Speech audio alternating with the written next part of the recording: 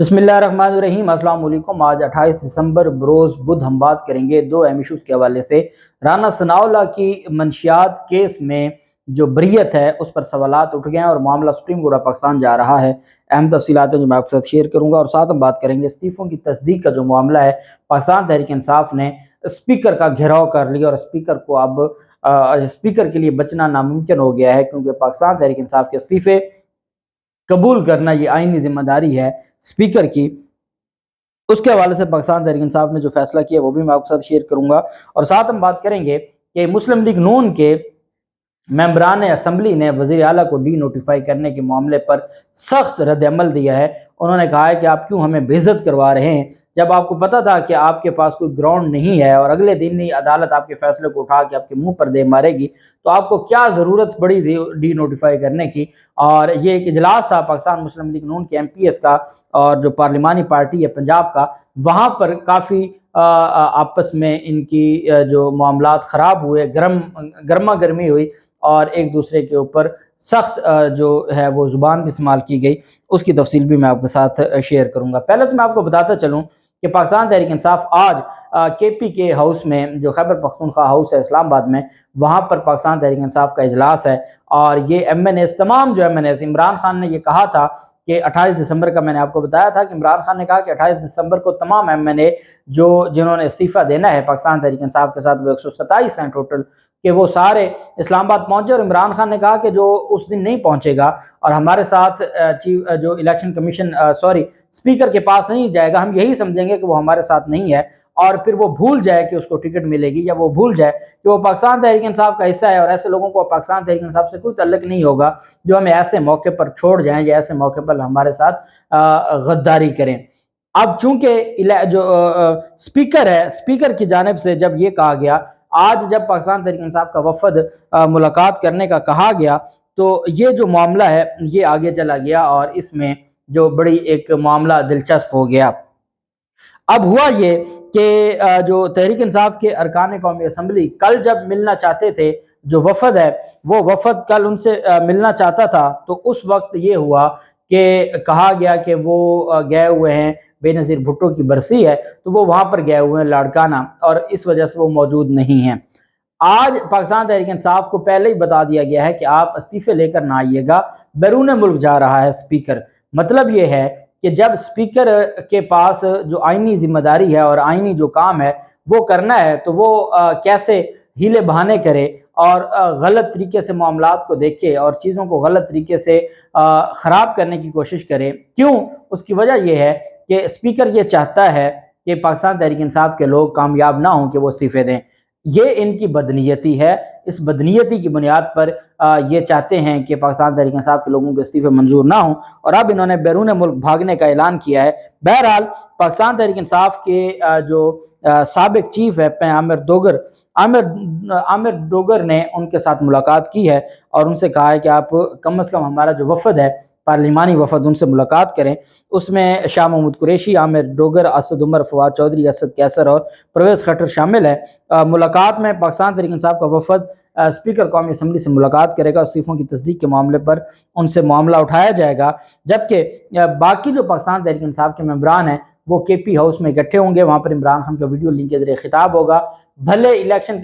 Speaker अपने office में मौजूद हो या ना हो, पाकिस्तान तहरीक इंसाफ ने यह फैसला किया कि वो तमाम मेंबरान वो अपनी पावर शो करना चाहते हैं कि हम तमाम जो मेंबरान हैं, पहले तो ये पता चल जाएगा कि पाकिस्तान तहरीक इंसाफ कितने मेंबरान इकट्ठे करने में कामयाब होती है। दूसरा यह है कि पाकिस्तान तहरीक इंसाफ अपनी पावर शो करेगी और ये बताएगी कि हम आज भी इस्तीफ़ों के लिए मुखलिस हैं, हम इस्तीफ़े देना चाहते हैं, हमारे इस्तीफ़े मंजूर किए जाएँ। आमिर डोगर ने कहा है कि स्पीकर से मुलाकात में अरकान के इस्तीफ़ों पर अपना मौक़िफ़ पेश करने के साथ साथ हम अरकान के इस्तीफ़ों के लिए कौमी असम्बली से तारीख भी तय करेंगे। फवाद चौधरी ने कहा कि हम जब भी स्पीकर के सामने पेश होने का कहते हैं वो भाग जाते हैं।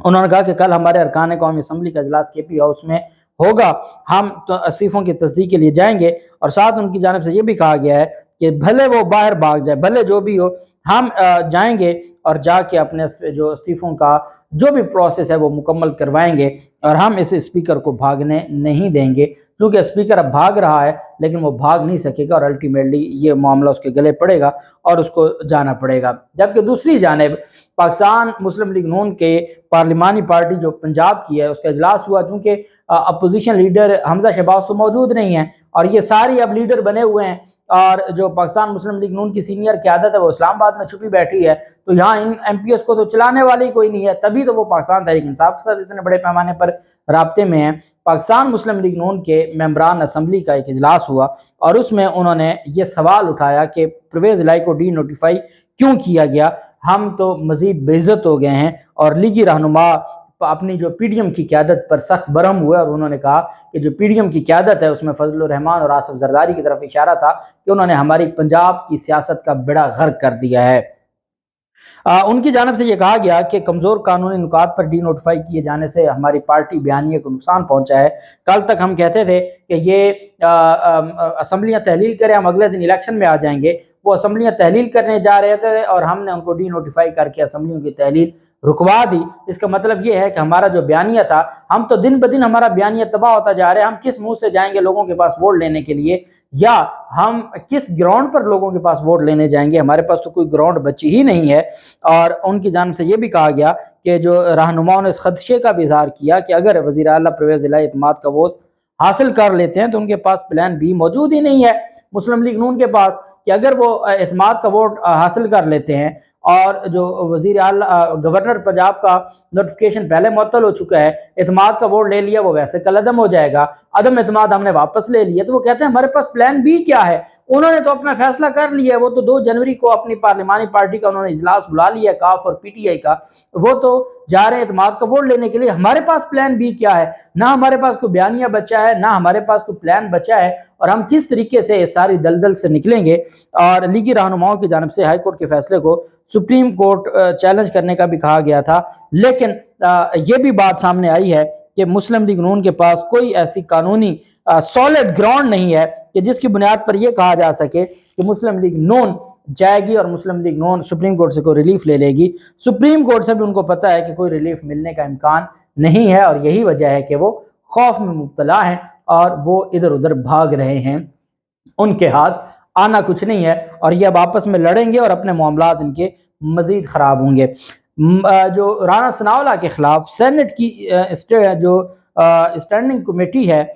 برائے انسداد منشیات کا اجلاس ہوا، اس کمیٹی کے چیئرمین ہیں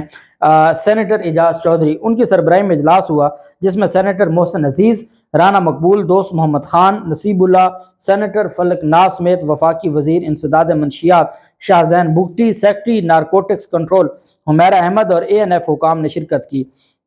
اجلاس جب شروع ہوا تو جو ڈائریکٹر جنرل ہے اے این ایف کے وہ پیش نہ ہوئے، تو اس پر اعجاز چودھری نے کہا کہ یہ کیا تماشا لگا رکھا ہے، جب کمیٹی بلاتی ہے تو اے این ایف کے جو ڈائریکٹر جنرل ہیں وہ کیوں نہیں پیش ہوتے؟ تو انہوں نے کہا جنرل صاحب تک تو ہمارے تحفظات پہنچا دیں کہ ان کی وجہ سے پہلے بھی اجلاس ملتوی کیے گئے ہیں، یہ تماشا بند ہونا چاہیے۔ انہوں نے یہ بھی کہا کہ رانا ثناءاللہ کیس متعلق جو عدالت سے فیصلہ آیا ہے اس پر بریفنگ دی گئی اے این ایف حکام کی جانب سے، جس پر چیئرمین کمیٹی نے دریافت کیا کہ اس میں ایک ہی ماہ کے اندر ایسا کیا ہوا کہ رانا ثناءاللہ کا کیس ختم ہو گیا۔ اب اے این ایف کے پاس جواب دینے کو تو تھا نہیں، تو جو کمیٹی کے سربراہ ہیں انہوں نے کہا کہ ایسی کون سی قیامت آ گئی کہ آپ نے 1 مہینے کے اندر اندر سارا کیس ختم کر دیا؟ اور ان کی جانب سے کہا گیا کہ ہم جاننا چاہتے ہیں کہ یہ سب کیا ہوا، کیونکہ جب یہ کیس ہوا تو اس وقت کے ڈی جی اے N F general Arif Malik نے یہ واضح کہا تھا کہ رانا ثناءاللہ کے خلاف کیس بڑا کلیئر ہے، یہ کسی بنیاد پر نہیں، کیس سیاسی بنیاد پر نہیں بنا بلکہ میرٹ پر بنایا گیا ہے۔ انہوں نے کہا کہ قوم سمجھنا چاہتی ہے کہ یہ کیا ہو رہا ہے، کیا معاملہ سپریم کورٹ میں آپ لے کر جا رہے ہیں، کیا اے این ایف نے اس حوالے سے کوئی اپیل فائل کی ہے؟ سینٹ کی کمیٹی نے کہا کہ یہ ہائی پروفائل کیس ہے، ہم ایسے تو نہیں جانے دیں گے، ہم کیسے معاشرے سے منشیات ختم کروا سکتے ہیں جب اتنا بڑا کیس کہ وہ سمگلنگ کرتے ہیں اور ان کا ایک پورا نیٹ ورک ہے، آپ ان کا معاملہ آتا ہے، آپ کے گواہ وہاں پر مکر جاتے ہیں اور گواہوں کے مکرنے کی وجہ سے ملزم کو ریلیف مل جاتا ہے، تو اس کا مطلب یہ ہے کہ وہ گواہوں کو مینج کیا گیا ہے۔ ایک وزیر داخلہ کے انڈر ایک اتھارٹی ہو اور وہاں گواہ مکر جائیں تو کون کہے گا کہ یہ بدنیت ہی نہیں ہے، کون کہے گا کہ یہ میرٹ کے اوپر ہوا ہے؟ یہ تو سارے کا سارا تماشا ہوا ہے۔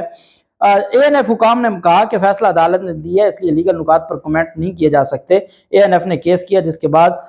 जो चलान है वो भी जमा हुआ। जिस ग्राउंड पर ब्रीक किया वो 2 गवाहों के बयानात हैं और गवाहों के बयानात तब्दील होने पर महकमाना तौर पर हम काम कर रहे हैं। उस पर जो कमेटी के सरबराह थे उन्होंने कहा कि क्या महकमाना काम कर रहे हैं, आपके गवाह मुकर गए हैं, तो क्या या तो वो पहले गलत थे या अब गलत हैं, तो आपने उनके खिलाफ क्या कार्रवाई की है। इस पर जो सबसे अहम चीज़ है, सेक्रेटरी वजारत इंसदाद मंशियात हुमैरा अहमद ने कहा कि अदालत का एहतराम है क्योंकि फैसला अदालत ने दिया है, आगे हम देख रहे हैं कि कानूनी तौर पर इस मामले को कैसे आगे बढ़ाना है। तो कमेटी के सरबराह ने कहा कि आपने इसको चैलेंज ही नहीं किया, अपील का टाइम होता है, आप अपील दायर करें, उसके बाद आप उस पर मुशावरत करें, या आप अपील दायर ही नहीं करेंगे और आप घर बैठे हुए हैं कहते हैं जी हम डिस्कस कर रहे हैं। इस पर उन्होंने कहा, स्टेटिंग कमेटी ने राना सनाउल्लाह केस पर कहा कि सबके सामने गवाही बयान बदल दे, तो उसका मतलब यह है कि ANF ने अपना स्टांस तब्दील किया। और इससे पहले हर इजलास में पूछते थे तो जवाब मिलता था कि जी 2019 से हमने चलान जमा करवा दिया, केस बड़ा मजबूत है। और इस पर उन्होंने कहा कि